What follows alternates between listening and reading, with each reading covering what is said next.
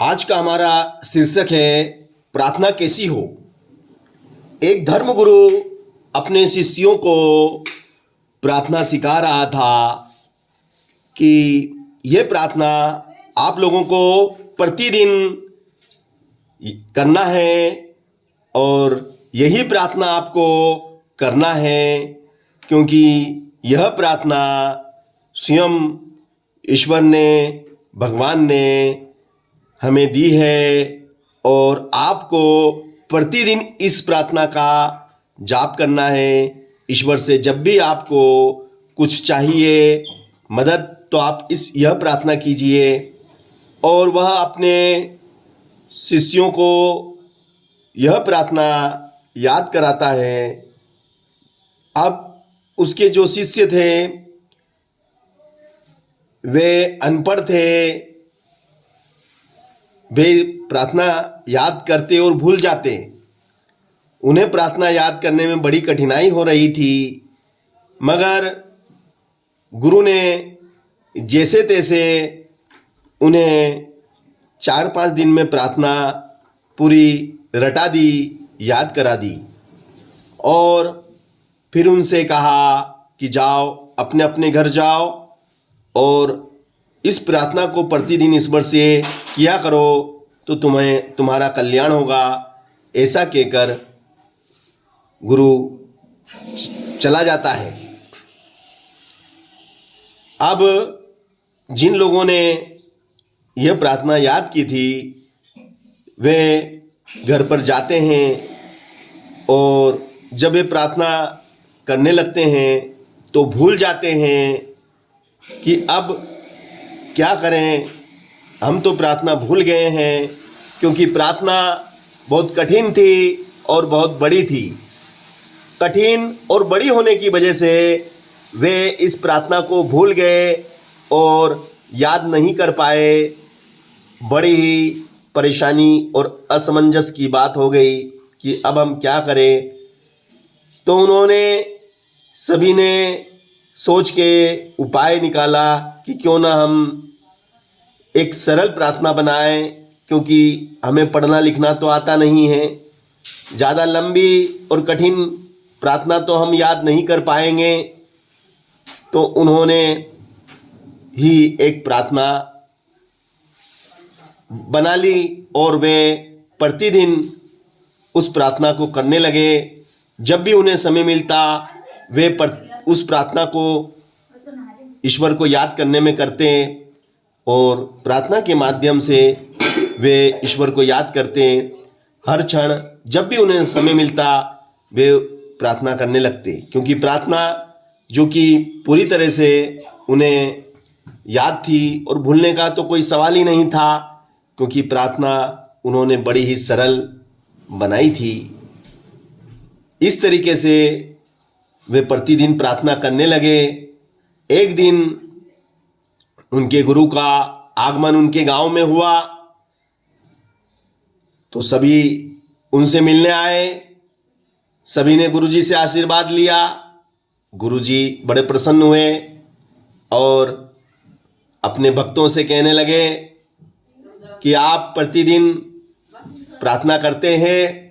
सभी ने कहा हाँ, हम प्रतिदिन प्रार्थना करते हैं और जब भी हमें समय मिलता है हम प्रार्थना करते हैं और बड़े दिल से और मन से हम प्रार्थना करते हैं। गुरुजी ने कहा तुम प्रार्थना कंठस्थ कर ली तुमने? बोले मैंने जो प्रार्थना आपको सिखाई थी आपने कंठस्थ कर ली, ये अच्छी बात है। तो भक्तों ने कहा गुरुदेव माफ़ कीजिएगा, आपने जो हमें प्रार्थना सिखाई थी वह बड़ी कठिन, जटिल और बहुत बड़ी थी, जिसे हम भूल चुके थे और हम उसे याद करने में असमर्थ थे। इसलिए हमने स्वयं ही प्रार्थना बना ली और हम वही प्रार्थना प्रभु से रोज करते हैं। गुरुजी बड़े नाराज हुए, कहा नहीं, ये तो गलत है। मैंने आपको जो प्रार्थना दी थी वही प्रार्थना प्रभु के लिए की जाती है और वही प्रार्थना वेद है, और उस प्रार्थना को ही आपको करना था, क्योंकि वह स्वयं ईश्वर प्रभु ने हमें दी थी। और आपने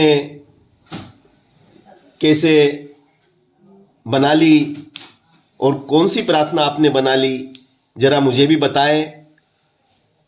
तो भक्तों ने कहा कि गुरुजी रहने दीजिए, हमसे गलती हो गई, क्षमा कीजिए। आप हमें जो शास्त्रों में, जो किताबों में जो ईश्वर के द्वारा दी गई प्रार्थना है उसे पुनः सिखा दीजिए और हमें माफ़ कर दीजिए। गुरुजी ने कहा वो तो मैं तुम्हें सिखा दूंगा, मगर आप लोगों ने जो प्रार्थना बनाई है जरा मुझे बताएं तो सही। भक्तों ने कहा गुरुजी रहने दीजिए, आप हमसे नाराज हो जाएंगे। गुरुजी को बड़ी जिज्ञासा हुई कि मुझे इतना समय हो गया है मगर कभी मैं प्रार्थना नहीं बना पाया, और इन्होंने स्वयं प्रार्थना बना ली। आखिर ऐसी कैसी प्रार्थना है? गुरुजी के मन में जिज्ञासा होने लगी कि मैं भी तो देखूं और सुनूं कि प्रार्थना कैसी है। गुरुजी ने जोर डाला तो भक्तों ने उन्हें प्रार्थना सुनाई, क्योंकि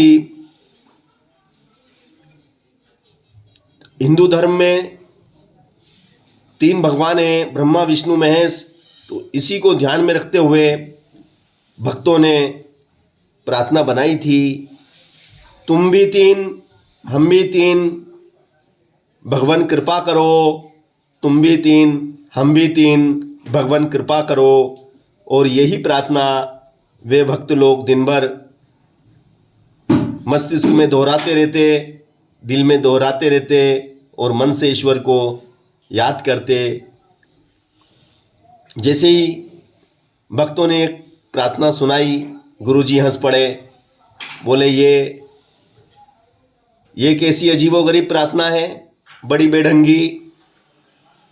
नहीं, ये प्रार्थना नहीं चलेगी, ये गलत है, और अब गलती मत करना। चलो अब मैं तुम्हें प्रार्थना सिखाता हूँ। और उन्होंने वही प्रार्थना, कठिन लंबी जटिल प्रार्थना भक्तों को याद कराना शुरू की। फिर 2-4 दिन में गुरुजी जाने लगे। भक्तों ने उन्हें विदा किया और गुरुजी तालाब पार करके दूसरे गांव जा रहे थे। तभी भक्तों ने सोचा कि गुरुजी ने हमें जो प्रार्थना सिखाई है क्यों ना उसे एक बार दोहराया जाए। तो जैसे ही उन्होंने दोहराना शुरू किया, वे बीच में भूल गए।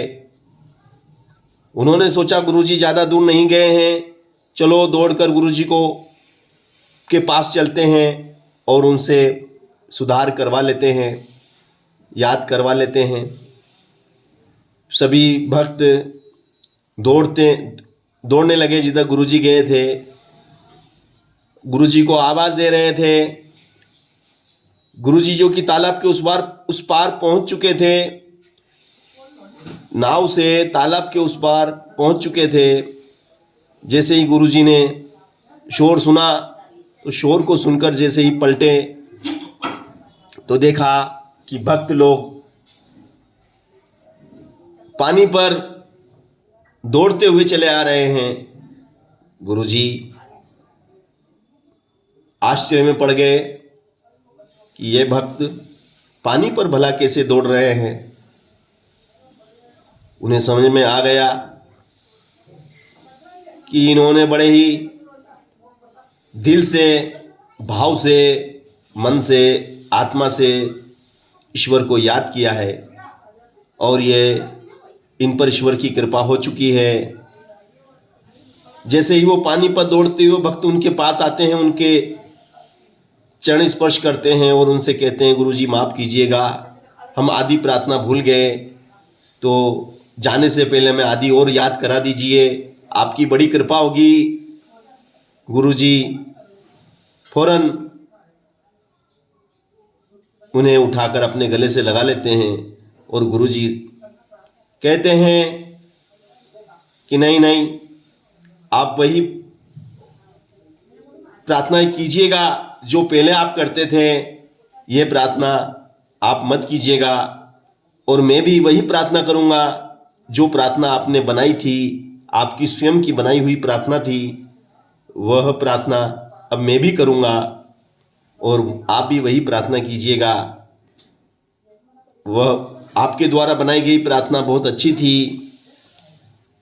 तो यहाँ पर इस कहानी से हमें शिक्षा मिलती है कि ईश्वर को याद करने के लिए हमें शब्दों का मोहताज होने की ज़रूरत नहीं है।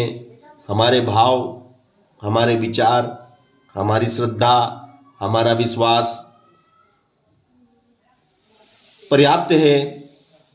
ईश्वर जो कि बिना कानों के सुनता है और बिना आँखों के देखता है और बिना पाँव के चलता है और बिना हाथ के कर्म करता है, उसे शब्दों की कोई ज़रूरत नहीं होती। वह तो आपके भाव का भूखा है।